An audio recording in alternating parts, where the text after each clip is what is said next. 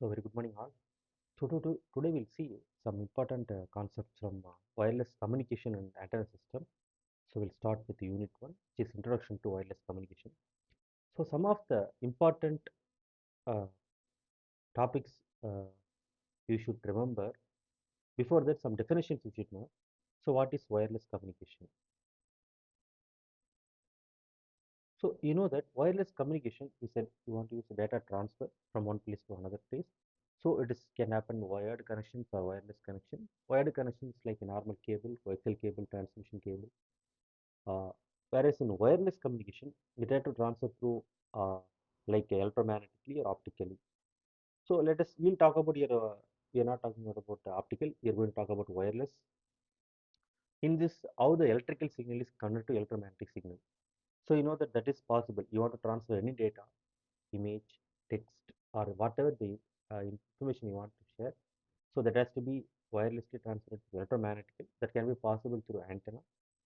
The antenna can convert electrical signal to electromagnetic signal. So you want to share the information instead of using the normal physical medium, wirelessly you want to transfer. So this is possible using the radio spectrum available. So if you are using the radio spectrum, then there comes a picture of bandwidth, how the limitations are there. Then if the bandwidth is coming to the picture, how many users or capacity that can be used. So these are the things we'll be studying parallelly. Apart from that, what is channel capacity? So because we are talking about bandwidth and user, so what is the capacity of the channel? What is the maximum data rate that can be supported? So how much speed you can use? Then coming to communication, there are different classifications. So there are different variety of classification you can do. One such a classification is based on the communication, like simplex, half duplex, and full duplex. So in simplex, that communication is possible from one place to another place. For example, you want to transfer from sender to receiver. So only through this it's possible. Okay. So from source to destination, you can have it. You cannot have it from destination to source. Only you are going to communicate through from here to here. And coming to off duplex, so there is a possibility of transfer data from source to destination and destination to source. There is from here to here, one place to another place. Still, it's possible, but at different time duration. At same time, you cannot transfer the data. Whereas in full duplex, it is possible to send from data from one place to another place. Okay, at the same time. Okay, this is called full duplex. And coming to some of the important cellular concepts we should know. Okay,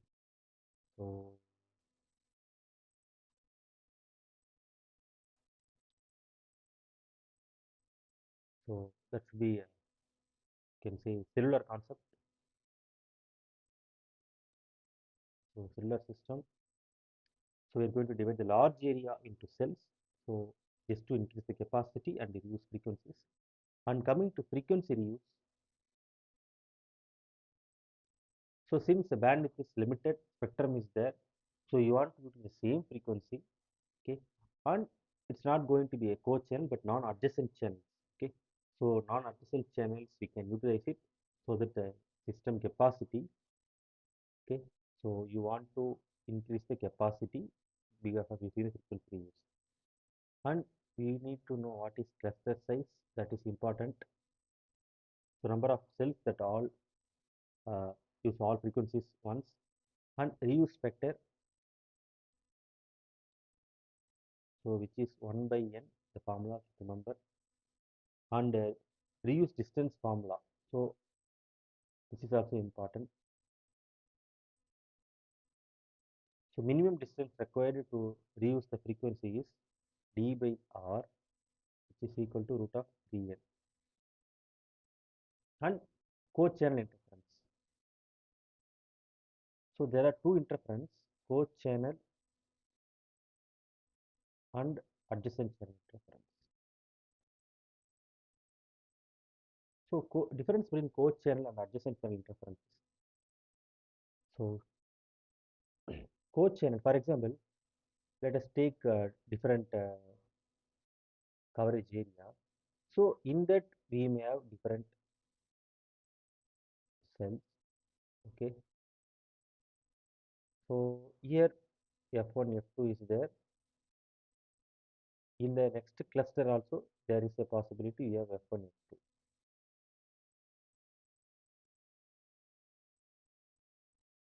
If the frequency cluster, this cluster 1, this is cluster 2, if there is interference from this to F1, we can say it's a co-channel interference. Okay, co-channel interference. If the interference between the two different channels, F1 and F2, then we can say it's adjacent channel interference. So, if, for example, here if it's using 3.5 gigahertz, so F1 also 3.5. If so, the frequency reuse concept is so that if we have the reuse distance is maintained, so still we can use the same F1 frequency here also. But somehow if the interference is happening between these two F1, we can say it is co-channel interference. So F2 can be 3.51 or 52. So if there is an interference between the 3.5 and 3.1 due to some unavoidable situations, we can say it's adjacent channel interference. Then coming to next part handoff. So when you want to move from one place to another, when the mobility, so there is a possibility you shift from different cells, so different clusters. So when it's moving, the handoff will occur. Okay. So process of transferring an ongoing call from one cell to another. Okay. So there are two different handoff, odd handoff, soft handoff. So this odd handoff is a break. So the call became break before it make itself. Okay. But soft handoff, so we don't know the transition, so smoothly it's happening. So before breaking, before the call is get cut, the transition is happened. That's make before break. Then dwell time is a duration of mobile stays inside a cell before handoff is needed. Okay. So based on the dwell time, we can say whether the handoff is needed or not, at what time it's needed. So everything can be checked.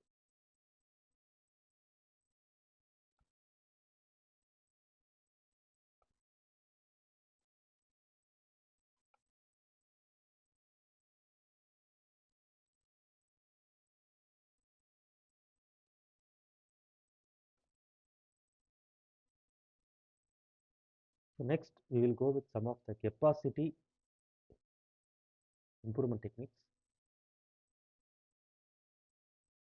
So since we are dealing about frequency reuse and talking about a limited band spectrum, so there the capacity improvement techniques is needed because we are playing with the bandwidth, data rate, users. So some of the important techniques are cell splitting,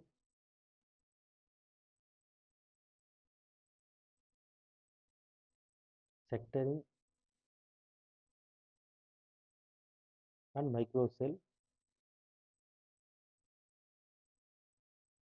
zone concept.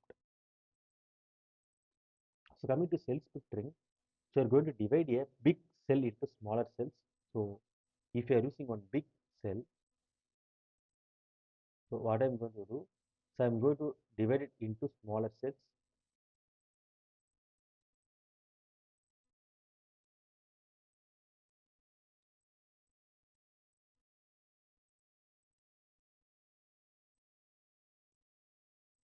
So by making like this, so I can have multiple cells. Okay.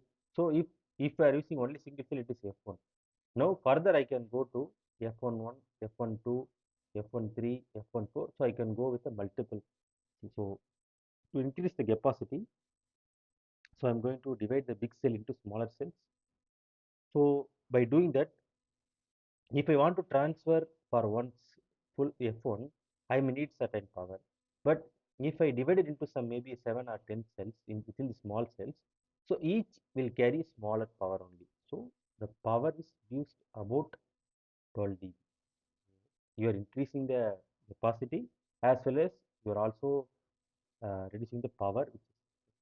And coming to sectoring, so we can use directional antennas. Okay. So antennas, how much it covers. So either it covers 60 degree or whether it covers 120 degree.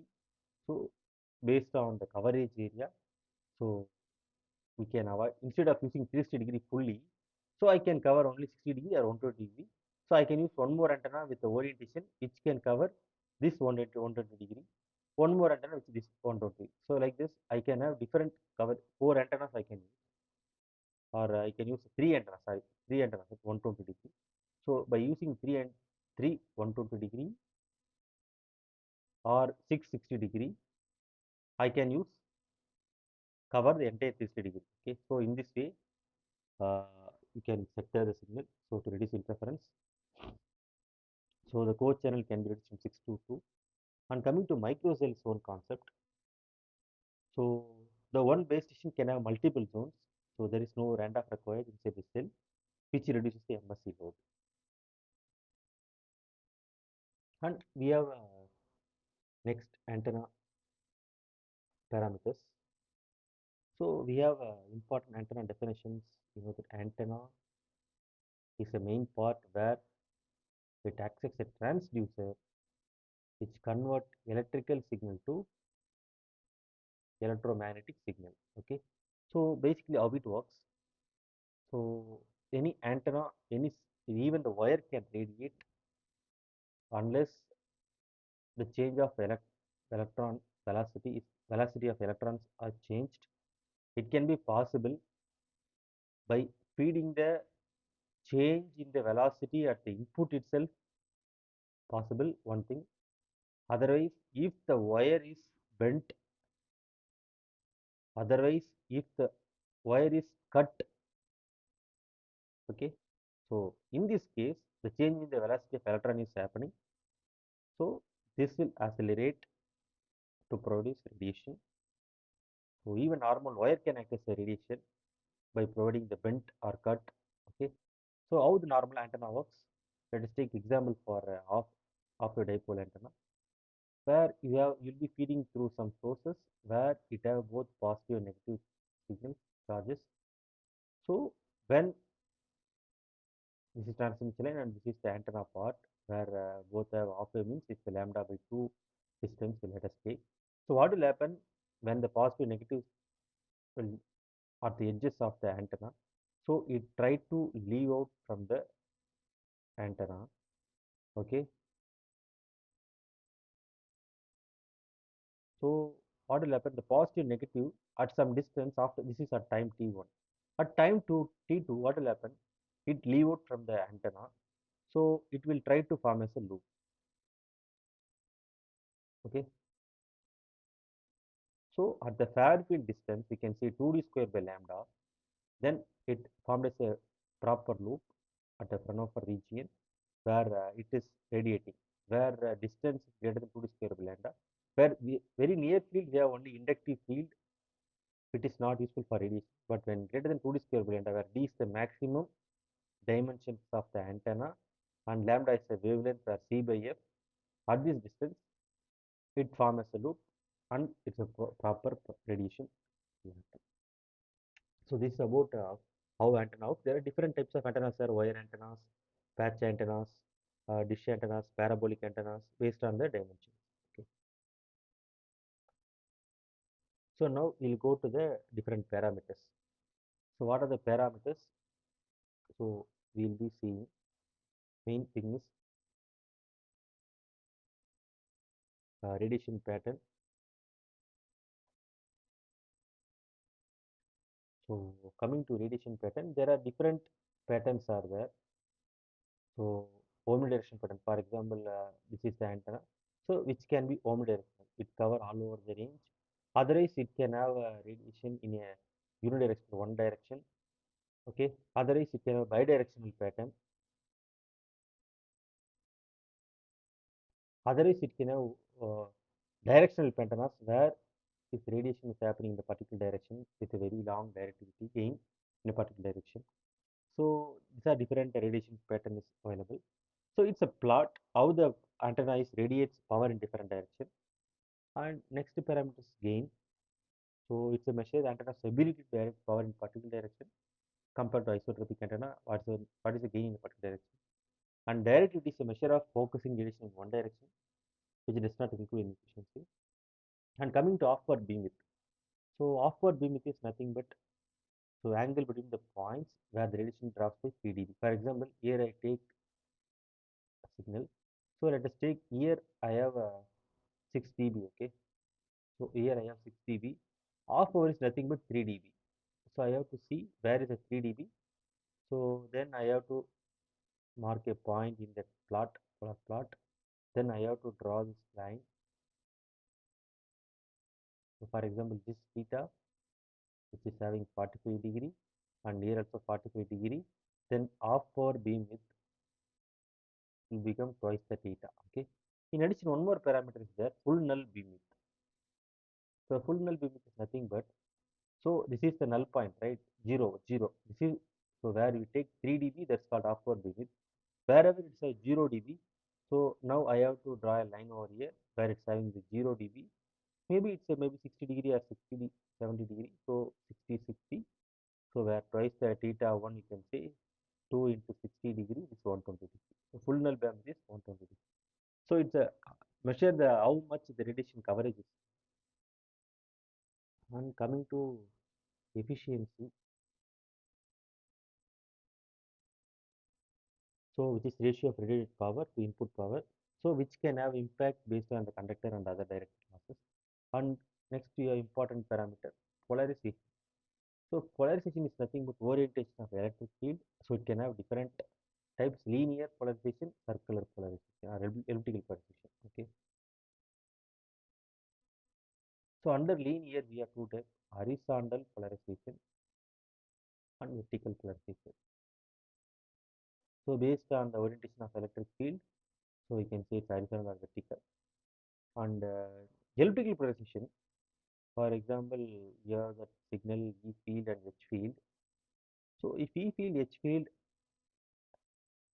uh, it's a perpendicular to each other, but uneven amplitude. For example, here it is 10 dB, here it is 6 dB. So uneven amplitude is elliptical.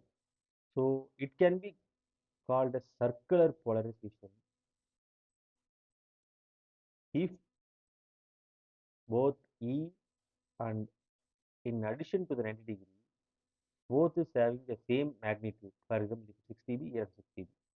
E field and H field is having the same magnitude, you can say it is circular polarized signal antenna.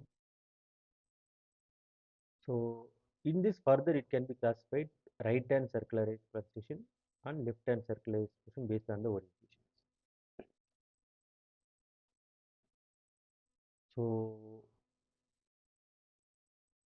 So what are the important topics to be discussed? Can be you can say we have to go through.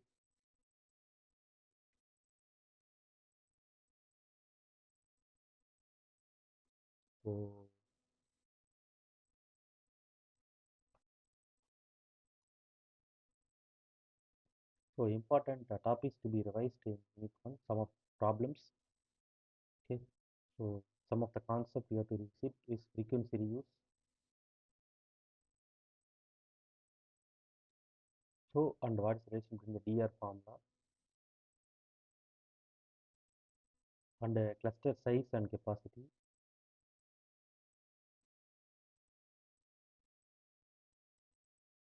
code channel interference,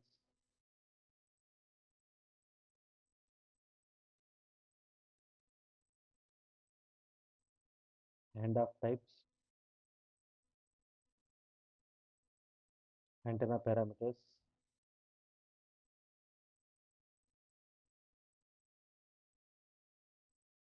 radiation patterns, and the sectoring and cell splitting,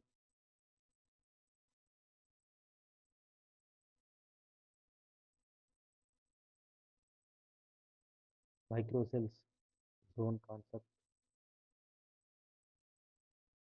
and polarization. So these are the topic you have to revise. And coming to uh, open book exam, so we have to know the keywords, search through the keywords. So important pages you should know where the frequency use, handoff, and the interference, antenna parameters are there, which book it is there, because for antennas a different textbook. Otherwise you can find it in the notes. So for better, if the theory concept is asked, please draw the diagram, relevant diagram any structures, waveforms, any scenarios, please draw the layout, give some scenario examples, key points, read the question. So because the questions, it's not something specific to some why this happened, how to increase, how to decrease, how to enhance the bandwidth, how to do that, reduce interference. So in that case, you try to relate some important parameters which will impact the particular interference or something reuse factors. Keeping that in mind, write the content. Don't whatever in that textbook, don't write it. Don't waste your time. Numerical questions, please know the DR ratio, signal to interference, signal to noise ratio, cluster size, path loss component. These are important. So we go to some of the problems. So let us take a few problems. So in one first two problem, so they given that antenna gain, which is both transmitted and receiver is identical, which is having the gain of 40 dB. So they ask us to find the received power, and also they ask us to find the what's the gain of it. Okay. So received power formula, you know that. So PR, which is transmit power, G square gain, lambda square divided by 4 pi square into D square. Okay. So here PT, you know that it's a transmit power. Okay. So which is given as 1 watt in the question. Okay. So PT is 1 watt. So I can use it 1. And G is the gain. But see here the gain is given in dB. Okay. So but we are dealing here in the watt, received power in watt. So then we cannot simply substitute 40 dB. The many students what the mistake they're doing is simply they substitute 40 square. That's not the correct answer. We have to convert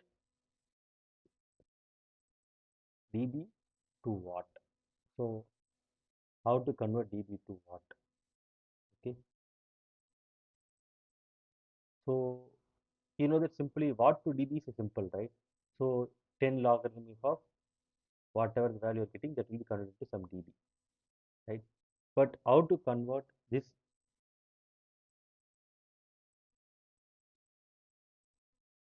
reverse dB to watt?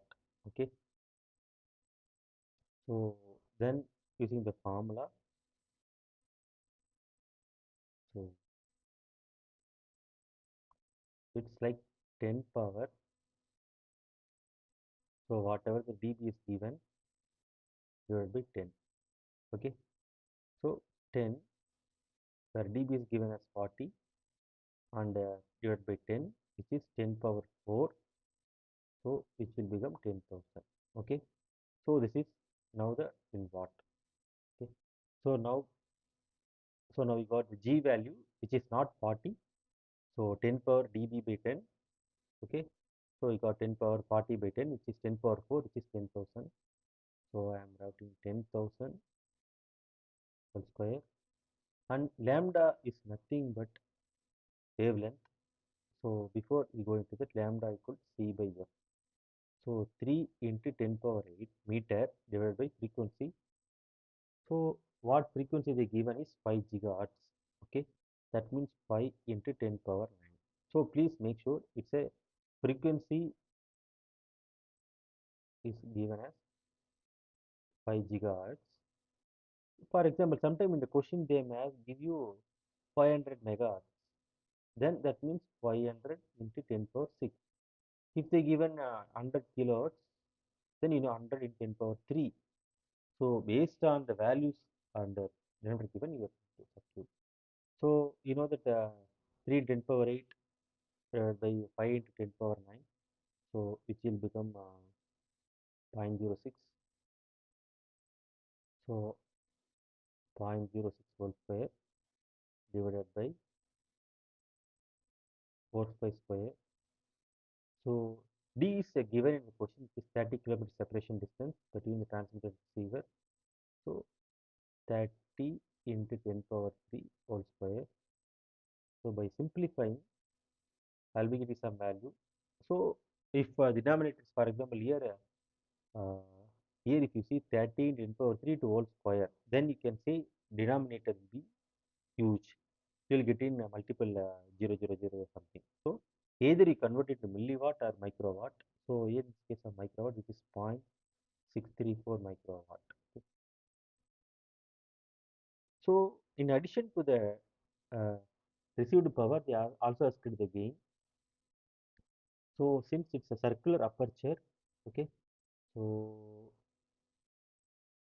the gain formula is like D. Okay, so it's nothing but efficiency. So let us take ideal case, okay, not a practical one. Ideal theoretically it is considered k equal to 1, that means 100%. So then we can see where D is can be obtained from the effective aperture, okay, circular aperture. So the circular aperture formula is given by AE equal to pi r square. Okay, so where radius are given in the question, which is 1.5 meter, 1.5 square, which is point, sorry, 1.5 square, so which is 7.065 effective aperture.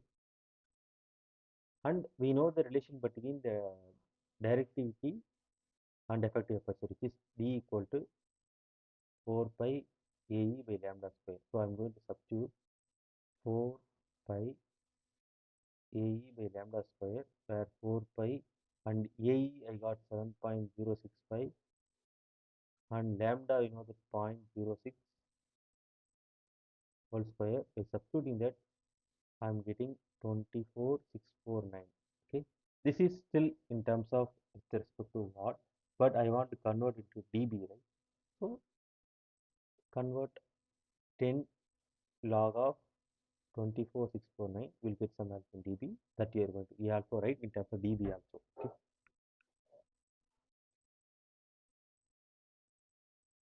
there are one more question asked.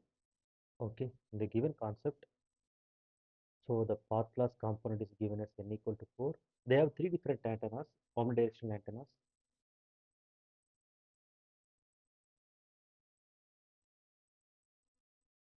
And second one, 60-degree sectoring antennas and 120-degree sectoring antennas. So they given minimum signal to interference noise ratio. It should be a worst case scenario. We're talking about a signal, minimum signal to SIR should be 15 dB. So they're asking to suggest which antennas to go. Okay. So to meet the minimum, how many cluster size is needed. Okay. So they are asking us to suggest which antennas to go, which meet minimum signal to interference ratio of 15 dB. So the formula for signal to interference ratio is root of 3n whole power n divided by I naught. So we are going to find the n value. Okay. So n value can be chosen based on the parameter indices we are taken. So we can it I value from it can be from 0, start from 0, and 1, j also start from 0, and can move to 1. So based on that only we can have n numbers. It's not like the 0, 1, 2, 3, 4, all the values. Based on the substitution of I and j indices, we'll get the n. So the criteria is it should be greater than 15 dB. So since it's a omnidirectional antenna, so I naught is 6. So and the path loss component given as 4. So root of 3 and 4 divided by I naught is 6. So so the values are the values. So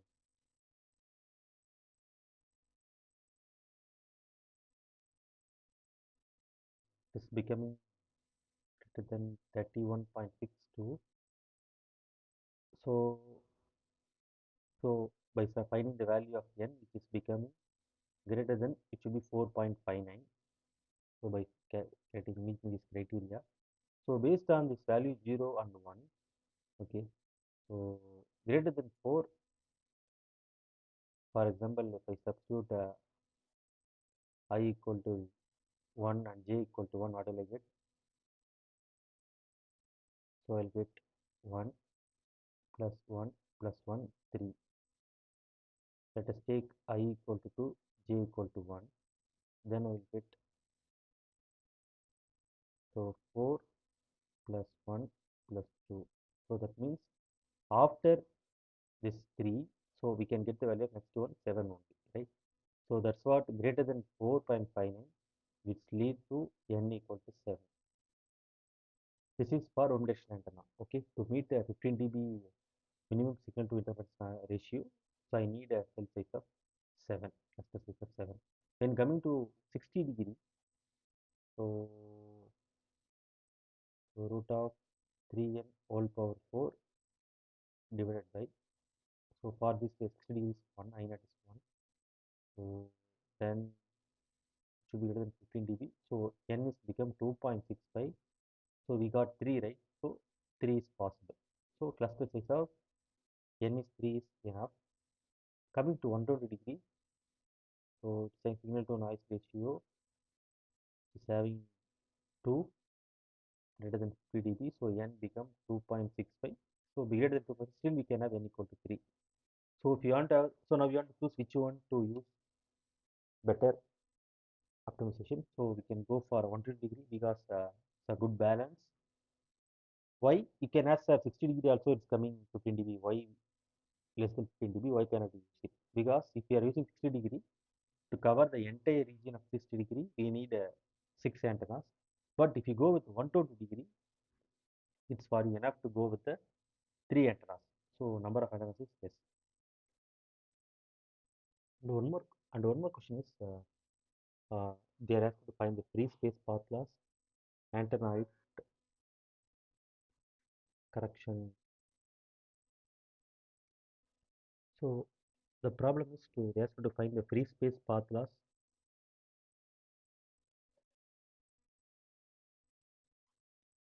So which is having the value of the formula of LFS. We'll see that. And second one, antenna height correction factors.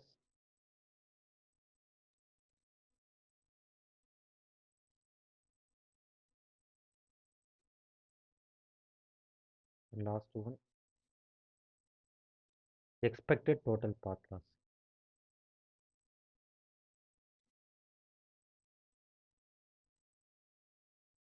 So free space path loss is given by the formula 32.45 plus 20 log 10, the distance between transmitter receiver, 20 log 10.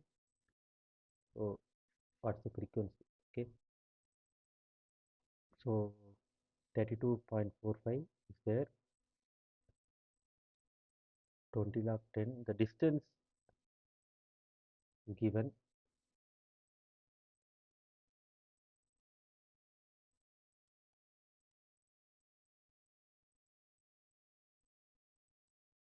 So which is 50, sorry,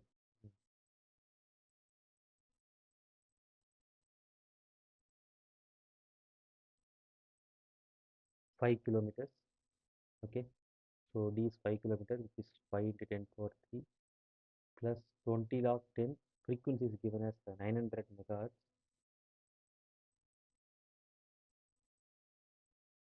So 900 in 10 power 6. So by substituting that, we'll get this value, which is 105.5142 dB.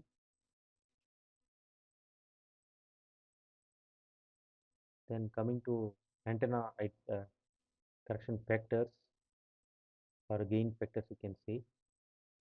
So GT 20 log 10 HT by 200.